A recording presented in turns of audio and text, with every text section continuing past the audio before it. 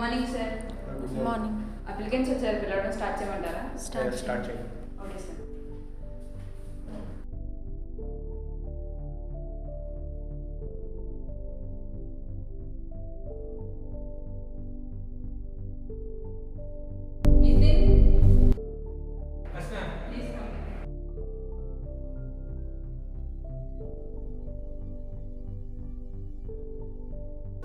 Good morning. Good morning. Please be seated. Thank you. Documents, please. Gita,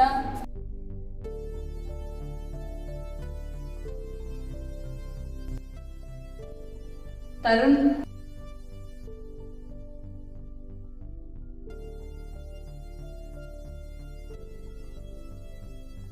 Introduce yourself. My name is Nitin. I am from Hyderabad. I completed my BTech last year. I want to go to abroad for my future job. My name is Geeta. I am from Vijayawada. I completed my BTech 2 years ago. My name is Tarun Sai. I am from Eluru. I completed BTech last year. నువ్వు foreign ఎందుకు వెళ్దాం అనుకుంటున్నావు? ఫారెన్లో job చేయడం నా dream sir, అందుకే ఫారెన్కి వెళ్ళి job చేద్దాం. ఓకే, ఫైల్స్ అన్నీ కరెక్ట్గా ఉన్నాయా? డాక్యుమెంట్స్ అన్ని కరెక్ట్గానే ఉన్నాయి, కానీ ఫినాన్షియల్గా బ్యాంక్ బ్యాలెన్స్ సరిగ్గా లేదు. మీకు ఫారెన్లో రిలేటివ్స్ కానీ నిన్ను సపోర్ట్ చేసే వాళ్ళు కానీ ఎవరైనా ఉన్నారా? ఎవరు లేదు సార్. సో అయితే ఇక్కడ మీ ఫైల్స్ ప్రకారం చూసినట్టయితే మీకు ఫారెన్ వెళ్ళడానికి అన్ని ఎలిజిబిలిటీస్ ఉన్నాయి, కానీ మీ ఫైనాన్షియల్ సపోర్ట్ అయితే సరిగ్గా లేదు. సో మీరు ఈసారికి మీరు రిజెక్ట్ అవుతారు. Sir please sir. మీరు అబ్రాడ్ ఎందుకు వెళ్దాం అనుకుంటున్నారు? సార్ అబ్రాడ్ వెళ్ళి జాబ్ చేయడం నా ఏం సార్. సో నేను కొన్ని కన్సల్టెన్సీ సర్చ్ చేశాను సార్. కన్సల్టెన్సీ నాకు ఆఫర్ లెటర్ ఇచ్చింది సార్. దానికి సంబంధించిన ఇన్ఫర్మేషన్ అంతా ఫైల్లో ఉంది సార్. కన్సల్టెన్సీ ఇన్ఫర్మేషన్ ఒకసారి చెక్ చేయండి. ఈ కన్సల్టెన్సీని మనం చూసినట్లేదు సార్, ఒకసారి చెక్ చేయండి. ఓకే, ఇది ఒకసారి చెక్ చేయండి. సార్ ఇది ఫేక్ కన్సల్టెన్సీ. ఫేక్? ఓకే, నీకు ఆఫర్ ఇచ్చిన ఈ కన్సల్టెన్సీ అనేది ఫేక్ది. ఇది ఇయర్లీ చాలామందిని ట్రాప్ చేసి ఉద్యోగాలు ఇస్తామని చెప్పి తీసుకెళ్ళి వాళ్ళని మోసం చేస్తుంది. ఇలాంటి కన్సల్టెన్సీని నమ్మకూడదు. సార్ వాళ్ళు మొత్తం చూపించేసారు, పాస్ట్ వెళ్ళిన వాళ్ళు బ్రౌచెస్ అన్నీ చూపించేసేవారు కంపెనీ గురించి. వాళ్ళు ఇలాంటి విషయాల్లో చాలా జాగ్రత్తగా చూపిస్తారు. వాళ్ళ బ్రోచర్స్ సంబంధించిన విషయాలు ఇవన్నిటిని చాలా పక్కగా ఉన్నట్టు మనకు చూపిస్తారు. రియల్ కంపెనీ అనేది ఎప్పుడూ ఇలాంటిది చేయదు. ఇలాంటి ఫేక్ కంపెనీస్ మాత్రమే ఇలాంటివన్నీ చేస్తూ ఉంటాయి. ఇలాంటి వాటికి మనం మోసపోకూడదు. సో నువ్వు ఇదే రీజన్తో నువ్వు ఫారెన్ వెళ్దాం అనుకుంటున్నావు కాబట్టి so you are rejected. Okay, you may leave now. Check చేయండి. చెప్పండి, మీరు ఫారెన్ ఎందుకు వెళ్దాం అనుకుంటున్నారు? నా గ్రాఫిక్ డిజైనింగ్ అంటే ఇష్టం సార్. అక్కడికి వెళ్ళి ఇంకా నేర్చుకుని పెద్ద పెద్ద కంపెనీల్లో జాబ్ చేసి ఎక్కువ శాలరీ కోసం నేను వెళ్తున్నాను. ఓకే, చెప్పండి. సార్ దీనిలో ఉన్న నేమ్స్ ఇక్కడ ఉన్న నేమ్స్ రెండు సేమ్ కాదు సార్. మొత్తం లోపల ఇందులో ఉన్నవి ఇందులోనే ఫుల్ డిఫరెంట్, ఏది సేమ్ లేదు. ఓహో, చూడండి సార్, మీరు ఇచ్చిన డాక్యుమెంట్స్లో ఉన్న డీటెయిల్స్ అన్నీ ఫేక్వి. మాకు కావాల్సిన ఇన్ఫర్మేషన్ అంతా ఇందులో లేదు. So you are rejected.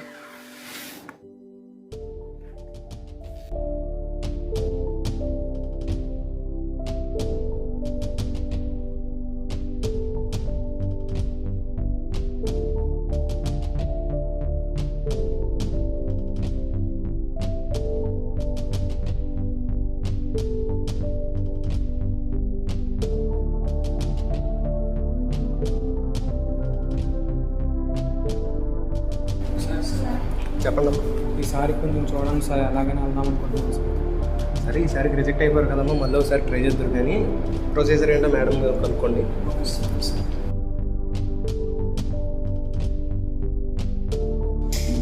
Excuse me ma'am.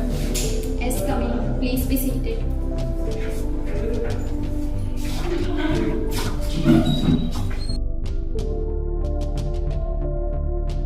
చెప్పండి. మేము అందరం ఇలా వీసా కోసం వచ్చాం మ్యామ్. కాకపోతే మా అందరం వీసా రిజెక్ట్ చేశారు. మేము అందరికీ ఫారెన్ వెళ్దాం అనుకుంటున్నాం. ఓకే, మీరు ఫారెన్ వెళ్ళడానికి రీజన్ తెలుసుకోవచ్చా? నేను ఒక ఇంజనీర్ మ్యామ్. నేను సాఫ్ట్వేర్ డెవలపర్ అవుదాం అనుకుంటున్నాను మ్యామ్. సో వీసా అక్కడ వీసా తీసుకుని ఫారెన్ వెళ్ళి చదువుకుని అక్కడ జాబ్ చేద్దాం అనుకుంటున్నాను. ఓకే, మీ రీజన్ ఏంటి? నేను ఫారెన్లో సెటిల్ అవుదాం అనుకుంటున్నాను. బట్ నేను అప్రోచ్ అయిన ఫేక్ కన్సల్టెన్సీ అని తెలిసింది మ్యామ్. సో నేను మనకి చెప్పాను. ఓకే మీ రీజన్? నేను గ్రాఫిక్ డిజైనింగ్ అంటే ఇష్టం మ్యామ్. అక్కడ ఇంకా ఫారెన్ వెళ్ళి ఇంకా స్కిల్స్ అనేది డెవలప్ చేసుకుని అక్కడే ఒక కంపెనీ పెడదామని అనుకుంటున్నాను.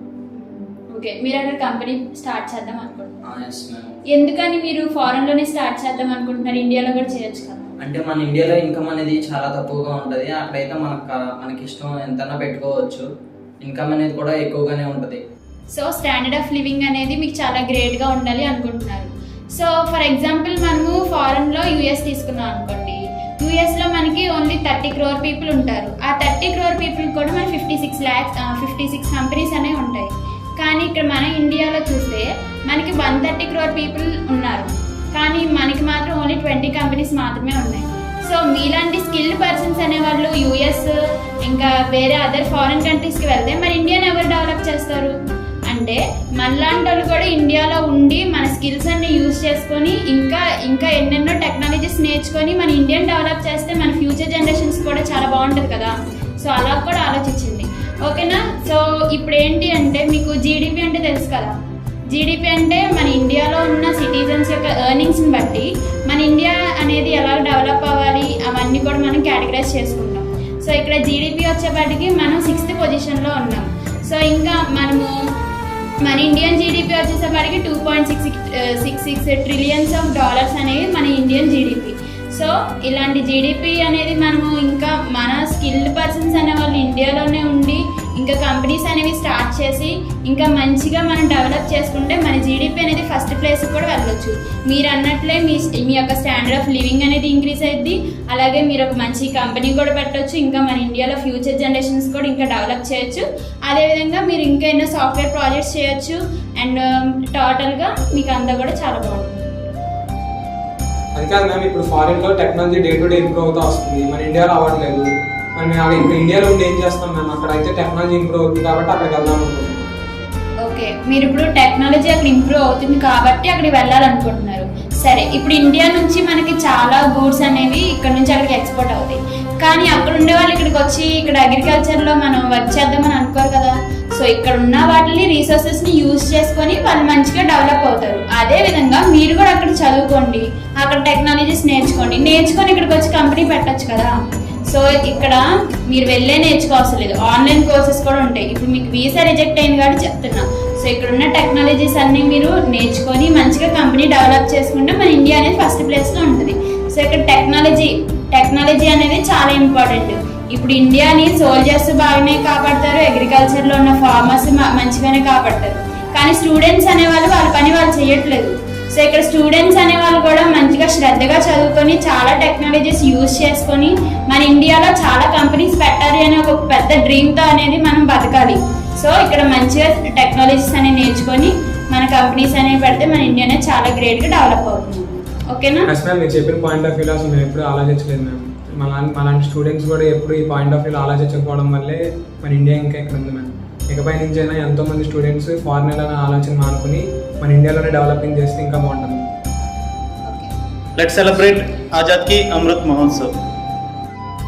Happy 75th Independence Day from Training and Placement and Ramachandra College of Engineering. Thank you. Happy 75th Independence Day from CSC Department, Ramachandra College of Engineering, Elur. This is Principal, Ramachandra College of Engineering. On behalf of 75th Independence Day, myself with RCE family wishing all the Indians, all the fellow countrymen on behalf of this 75th Independence Day. Being an Indian, we have to be proud of ourselves, and being present on this day, that is on 75th Independence Day, we are all really blessed to be in this noble country for its thought, value and religion with ethics and morals for what we have been committed. We wish every Indian to be happy, blissful by the wish of God and by the wish of everybody in the country. Wishing you all the very best on this 75th Independence Day. Wishing you all the very best. Thank you, one and all.